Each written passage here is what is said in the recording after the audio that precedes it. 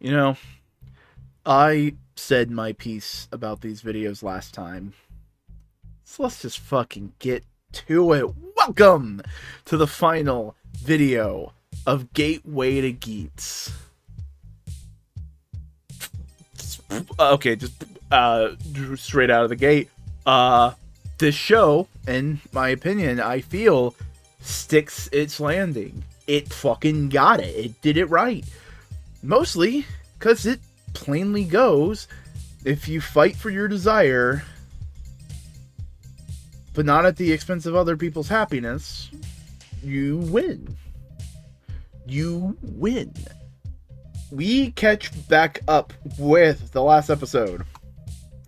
After Samori shoots Ace, and it's revealed that evil Samori, because Celeste, remember that joke?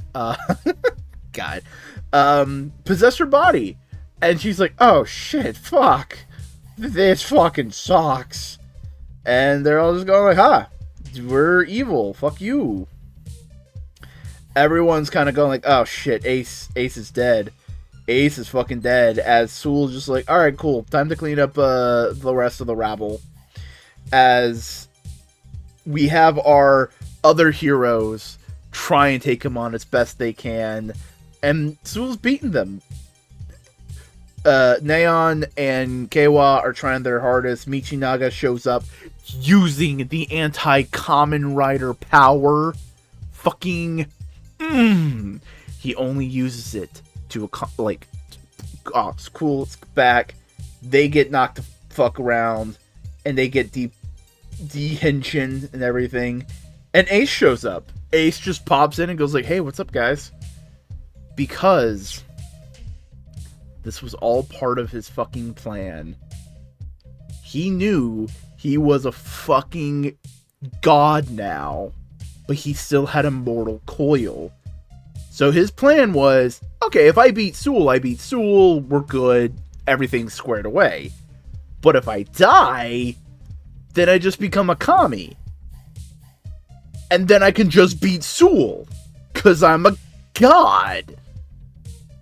This man fucking hacked himself into nirvana. I know I'm being overly glib with the actual spirituality of Shinto and Buddhist faiths. I'm making a joke. But this man fucking found the cheat code and it's like, alright, cool. Fuck you.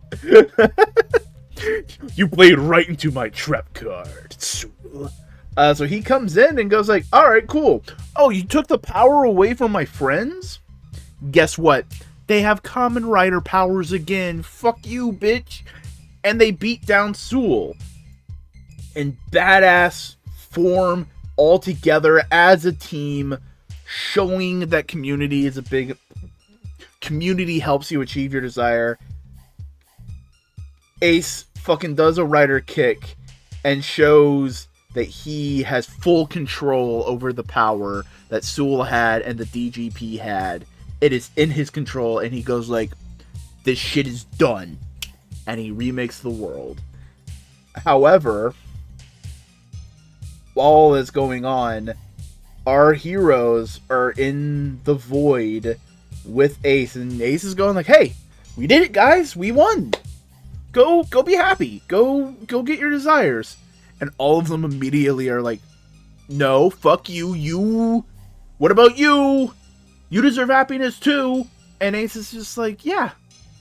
What do you think I got?" I mean, he doesn't say it, but like that's the implication.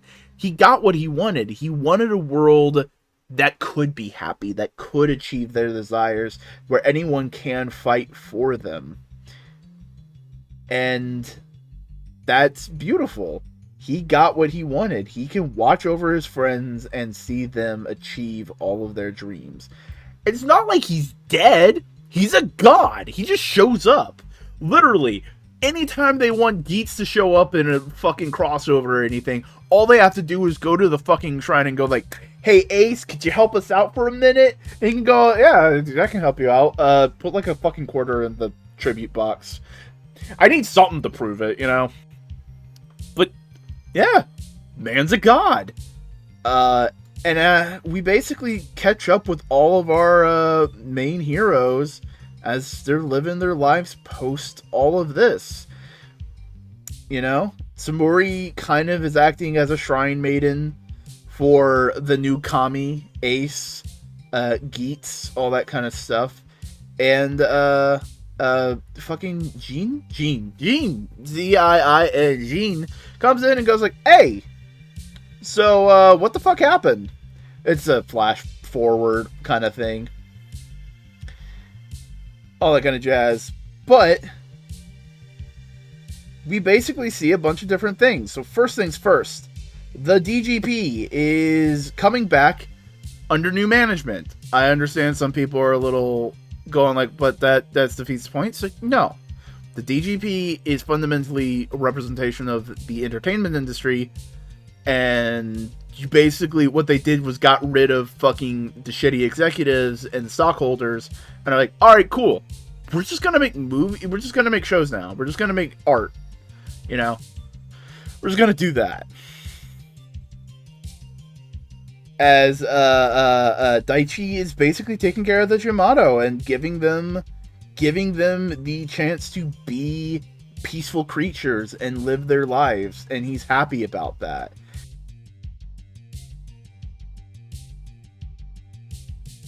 We have Michinaga hanging out with his work crew friends now, just being happy, just having a community around him. We have Sarah just working her day job, watching Neon. And you know damn well that they're friends. They go hang out, they get lunch together. And we see Neon working on her streams, and Kyun is there and going like, hey, you know, these could be a lot better. I'm gonna be a producer. And they kind of hint at shippy ship stuff, and it's like, you know what? Sure. Kyun, you did a lot of stuff to work on yourself in that one arc, and I can see that you're trying to be more honest and open. That's good. You know what? That's a good place to leave them. It's not a will. It's a will they, won't they? But you understand that they're both better people after this show. And we have Keiwa basically studying up to be a police officer, which I know also a lot of people were upset at. I would like to iterate. This is a kid show cop, not a real cop. And you just kind of have to fucking grit your teeth and bear it sometimes, you know? Sometimes you gotta watch a show with a normie brain and not, you know what I mean? I also agree with some of these complaints. It's just like, I understand. I get why they're doing it. It makes sense thematically. And we end the show with Ace just watching over his friends achieve their desires.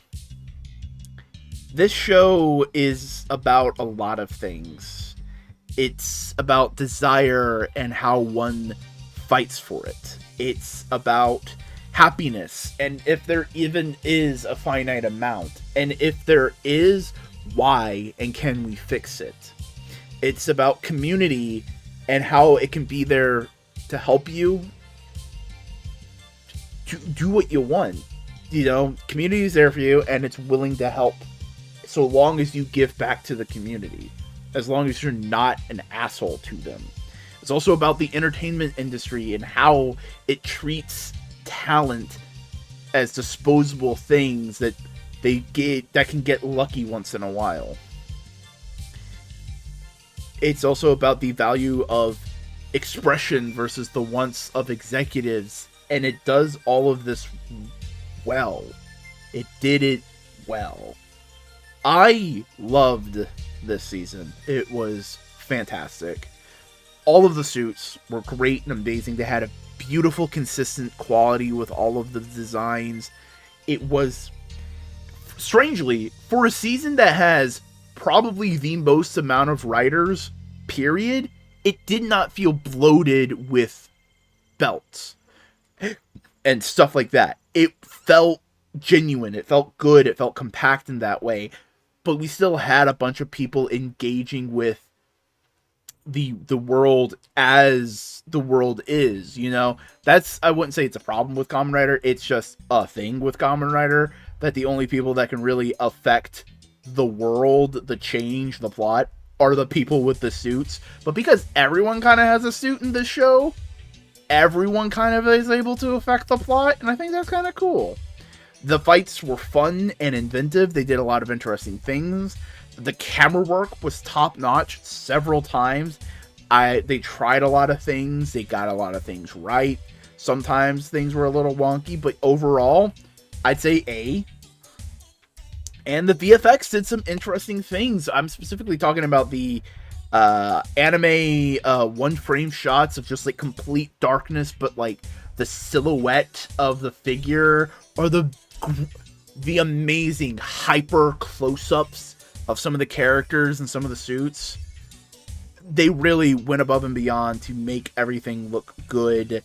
The only time the VFX were a little rough is when they had the giant future mecha Kamen Riders, and that is not the end of the world. That's fine. That is totally agreeable. It's cool, whatever. I love all of the characters. The cast did an amazing job. I love Michinaga, great character. At times you feel frustrated, you bang your head against the wall with him, but then you see what he's really about and you realize, oh, you're just a fucking dumbass who can't fucking communicate. Jesus Christ, my dude. You put us through so much trouble. Keiwa being a little dumbass but lovable all the same. Neon getting past her trauma. Jean and Kyun breaking down parasocial relationships and understanding of, like, oh, I gotta relate to people, you know? Samuri being able to make her own choices, all these different kinds of things. And Ace being there as kind of like, I mean, I said it in the very first one, and immediately was like, oh, this is what the show is about. But Ace is a kitsune. He was a messenger of the gods, helping everybody get to the point where they could be the heroes that they are and get the happiness they deserve. And now he himself is a kami. I'm specifically using kami a lot more than god because of just the connection to how spirituality kind of, like, as far as I'm aware, works within Japan.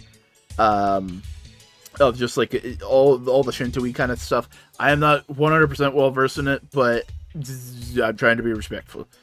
And I love how it wraps a super ton of disparate ideas together. It has desire, it has games and Fortnite and Squid Gamey kind of things in here.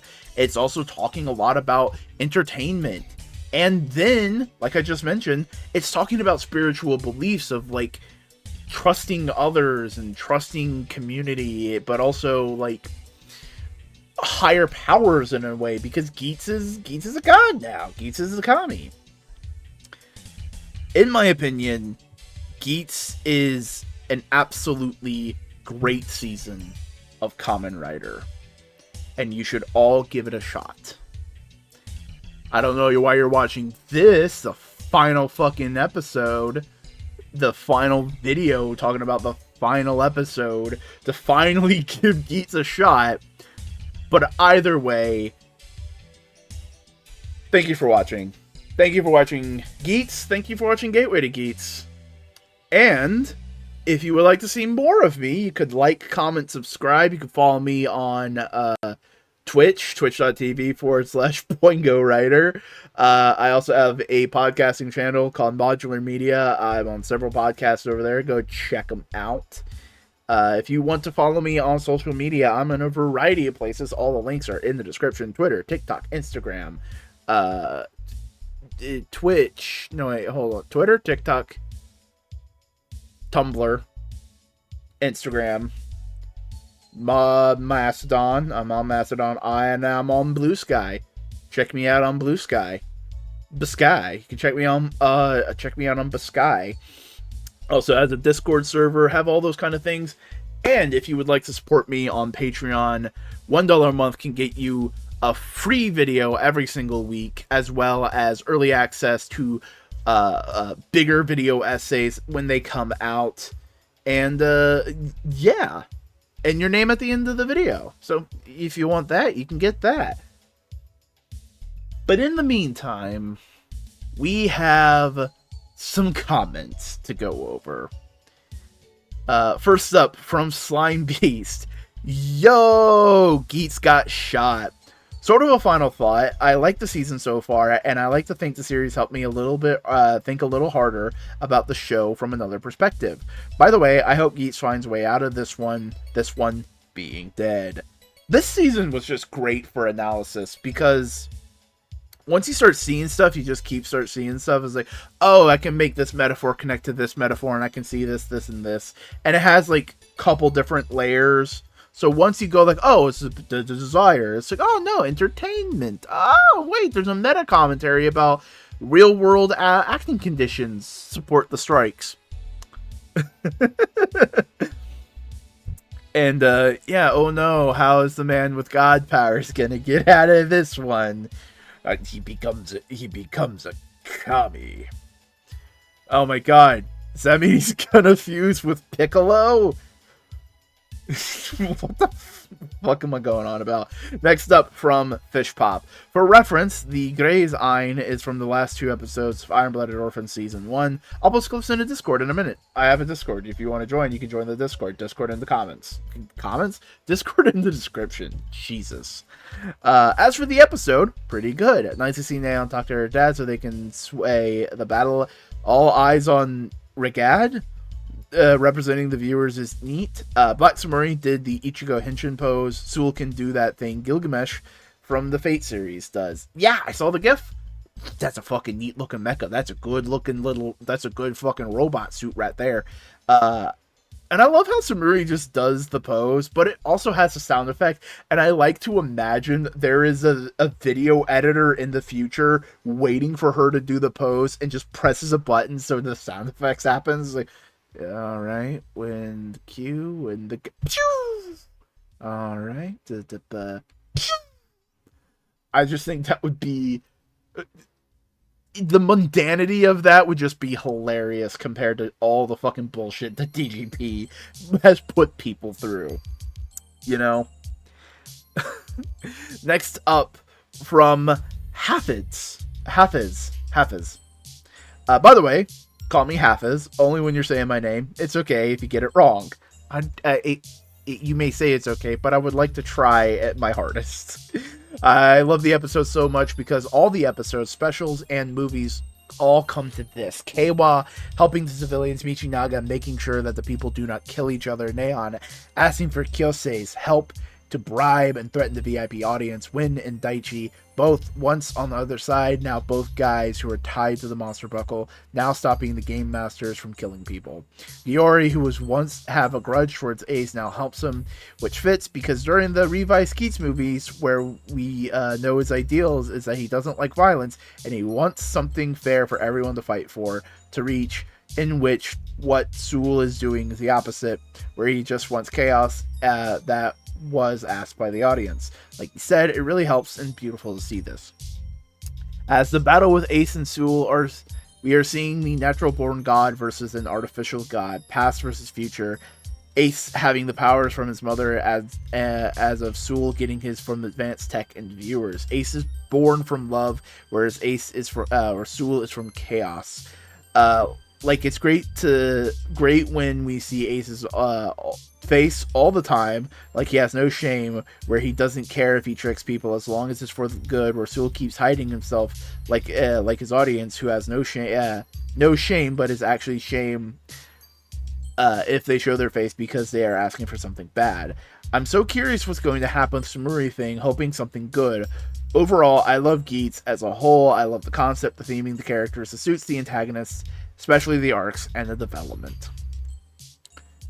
Seeing all their arcs, all the character arcs, just come to a point in this battle, and also come to a point in the finale. It's just really showing that they all don't need to fight and that they're all like helping. It's just really good. It's really good storytelling. I have seen some people call Sewell a boring villain, but I just think like, he's a great mirror. He is a mirror to Ace, you know? They both lie. Ace lies about his actions. Sewell lies about his face, like you referenced. He's a dark reflection. Cold, tricking, grand displays of power, you know? They even both got us their own Samuri. You know? It's like, it's interesting. There's cool... The game masters can even feel like versions of the side characters, like Giori, Keiwa, that kind of thing. That's a thing I need to workshop. Probably put into like a big video essay kind of dealio. Yeah, and the Samuri thing is just kind of... It turned into some kind of mind control body snatchy thing. And it's like, whatever. So evil Samuri got her comeuppance in the end. And, yeah. Also, just another point on the natural god, artificial god. Ace got his followers from being a good person, from just like helping out and doing that kind of stuff in trust and belief, while Sewell is getting his followers from coercion and bribery, essentially, of just like, hey, watch and I'll give you what you want. I'll give you a bad end. It's like, oh, that's interesting, you know. Thank you for pointing that kind of thing out.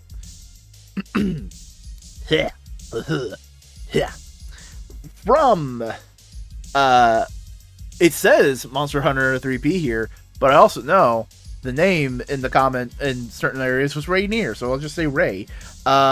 Would you look at that? I'm back. I mean, everyone might have a happy ending after all. Looks like through Nedge and Sparrow, Archmetal's desire may come true. On that note, our heroes are now achieving their desire. Will they be willing to sacrifice it or more and other things to achieve a greater goal that's Ace's desire? Tycoon's redemption arc is awesome. It's great to know that Michi's ultimate form is latent and can be summoned. Nago achieving her desire is amazing. And dude, when fantasy was first shown, my mouth open. I forgot the leak of all potential buckles through the pin combinations. It was one of them. Both sponsors did get what they wish for, and Samuri bro, nice seeing Giori again. And here we are now. I just want to enjoy the show and turn my brain off. I didn't forget you, I swear. Hey, it's good to see you. And don't worry if you forget about me. It's fine. I like, genuinely, it's not the end of the world. You don't have to watch everything. All the characters, just arcs, like I said, again, arcs are great. And just seeing what they're able to do now, it's like, hell yeah, look at all these guys. Yeah, Archmetal's desires coming true through Daichi, through Ned Sparrow, but you also got, like, Giori got his wish. The good guys beat the bad guys and get their desire. That's what he wanted the whole time. Like, anybody who was kind of good or tried to help out somewhat got their wish, got their desire, and that's kind of neat. You know? Everyone gets a chance to grow as people. Next up from Esconde. You're welcome and thank you for the reviews. Looking forward to you covering Gachard when that new journey starts. I was not expecting them to bring back Yori. I miss this man. Kind of feels like the return of the prodigal father adoptive. And I love how his actions here build off of the more noble side we saw of him in the Battle Royale movie. I like to think he still dislikes Ace to a degree, but has gained a better opinion of him after seeing him genuinely work towards world peace. Helping him is a better option compared to how the DGP has fallen to catering only VIPs. The fight between Regard, the spelling continues to baffle me. Omega and Geats 9 was amazing. The multiple magnum shooters and boost buckles. Wasn't expecting Sewell to pull out a time rewind on Ace before ending with Samuri doing the literal opening shot at last. Given the title of the final episode, we see in the preview is Daybreak the same arc as episode 1. There's some theories if it will end in a reset time loop. However, with the themes of fighting for a world where they can be happy, I doubt the series would settle for a reset ending. They've got to be gunning for a happy one. Oh boy, did they gun for it and they fucking hit the mark. But it totally makes sense why it's called Daybreak. Because A, it's a brand new world, right? But it's also parallels what they were doing in the first episode. You know, they thematically loop, because they basically get to the point where they were, I wouldn't say, they get to the point where they were before the DGP, before all this, with a better and deeper understanding of what they really want out of life and their desires. And, like, understanding the nuances of that. Which I think makes sense. It's cool. It's good. You know. But yeah. Jesus. I'm kind of, it's a little late for my time. Just letting you know. Yeah. Next up, Toa Nui. I actually started this series a little bit late, both the show and your review series, due to overtime getting nuked and difficulties catching up with Kamen Rider afterwards. So I haven't been on this ride for a full year. I only caught up the show around the end of the Fox Hunt. But this has been one of the best years for Kamen Rider I've had in a while, and being able to participate in bits of the conversation has been kind of fun. On that note, I have to say congratulations on getting this far, and I hope Gachard is good enough to keep up with for the next year, and even if I don't enjoy the season, I'll probably still watch your reviews, though I might just go back to being a silent participant if I have nothing to add. And lastly, before I get to the episode, I haven't brought it up, but I've been following your channel since either your first or second video on Jobby. Kind of hard to believe it's already been either 4 or 5 years, and I've enjoyed every time, and I've enjoyed everything I've seen, so keep up the good work. Now, with that out of the way, this episode was really good, and I really wasn't expecting the implication Ace would actually get shot.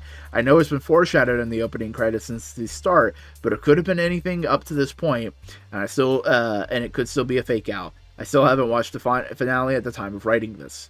With that being said, it wouldn't be surprised if he actually did die, as the show does seem like it would have the skills to pull it off, and there does seem to be a weird trend in the Reiwa era to kill off the main riders. I won't say who or when to avoid spoiling for other riders, and if he did die, I can't help but wonder if he's even going to reincarnate this time, since he did finally meet with his mother again, which was the driving force behind his reincarnations. Although I will find it funny in a slightly meta sense if I accidentally called him getting already being reincarnated back when he first technically died. Continuing on, from the point of Ace's death, part of how he died highlights the main reason that I would never personally want this set of rider powers. Even if the power-ups are completely unique and separate from the DGP, at the core of the rider forms is still they operate on DGP proprietary hardware and are susceptible to being shut down mid-fight. And lastly, on his death, I have a few ideas why Samori shot him. The first being that was obviously the clone who just dressed like the original to trick him, since she called him brother. My second theory is that it was a fake out, and this is all going according to plan. And my final theory is actually was Samori, and the clone merged with her off-screen, gaining control. On a separate note, technically lighter note, I like that Gary returned sided with Geats when he realized that Geats was in fact not a selfish asshole, but in actuality a kind hero he wants and respects to save the world. I also like that he was against the DGP's direction of catering to fringe audience, although just because he's better than the rest of the DGP, let's not forget that he was on board putting all the world in danger in the first place. And finally, I realized as writing this, I had a lot of asides, that's why I called it my parentheses, for this episode, and I wrote finally, lastly, a lot this time around. Mid-review edit. I also appreciate you get what I've been meaning when I bring up Zoom, and would like to apologize if anyone found me consistently talking about him got annoying. Hey, even if you started at watching the show late, it still takes the same amount of time to watch all the episodes. You know? You still put in that work. And no worries on not participating. As I say on my streams, lurkers are 100% totally welcome. You've been around this fucking long. Okay, first off, I have to say I'm sorry for all the long breaks I take between the breaks I took between videos. And hey, I'm sorry for turning into a little robot man, I guess. I feel like a lot of the imagery in the opening was meant to be like kind of metaphoric and interesting. And then they were kind of like, as they were going on, I was like, oh wait, we could do the thing from the intro, and then it's all cool foreshadowing, which I think that's the safer, more sane way to write, is you write and then you reference previous things as foreshadowing. Don't make it foreshadowing, because then you can drop the ball and then it's a plot thread that's just hanging loose. You know, that kind of thing, I think, works better for long running stuff. One Piece is brilliant at it. I remember because both you and Esconde bring it up. The problem with the VIPs, it's whales. If you are unaware, free-to-play games function on whales. Whales are certain members of the player base who spends thousands of dollars on microtransactions, hundreds of thousands of dollars, and they're able to like sustain the game because of that. But it's also extremely predatory and can fuck up some people, you know. I think that's interesting that maybe the VIPs are kind of like whales, and Giori's going like, what the fuck are you catering to these fucking assholes to the detriment of everybody, you know? And yeah, you were kind of right on all fronts with Samuri. It was all part of the plan, and it was the clone. It's just like Ace Xanatos. That's the thing. There's a trope from Gargoyles called the Xanatos Gambit, where basically you set out a plan, and no matter the outcome, you get something out of it. It's like, no matter what happens, you win. And Ace has been doing those the entire time. No matter what happens, he won. Like, you know, like, think back to when, fucking Keiwa first got the boost buckle, and he's fighting the giant kaiju. And, like, here's the thing. Ace is probably going like, alright, cool. If he beats the kaiju, he beats the kaiju. But if he doesn't beat the kaiju, then I can get the ninja buckle and then beat the kaiju. Like, he has plans upon plans. And he's probably, like I said earlier, he was probably thinking like, alright, cool. If I beat Sewell and we win the day. But if he kills me, well, I can just turn into a kami, and then we can save the day with god powers, you know? Like, it, plan upon plan. It works, and it's good. And on a final note, for you, buddy, never apologize for tangents around these parts. I am a tangent machine, and the brain works the way the brain wants to work. It's totally cool and it's understandable. But that is it for Kamen Rider Geats. I don't know if we're gonna have a way to talk about the comments that are gonna be happening on this video. But till next time, till next week, not with Gateway to Geats, but gather up, get charred. Keep on Geatsing on. Ace with us.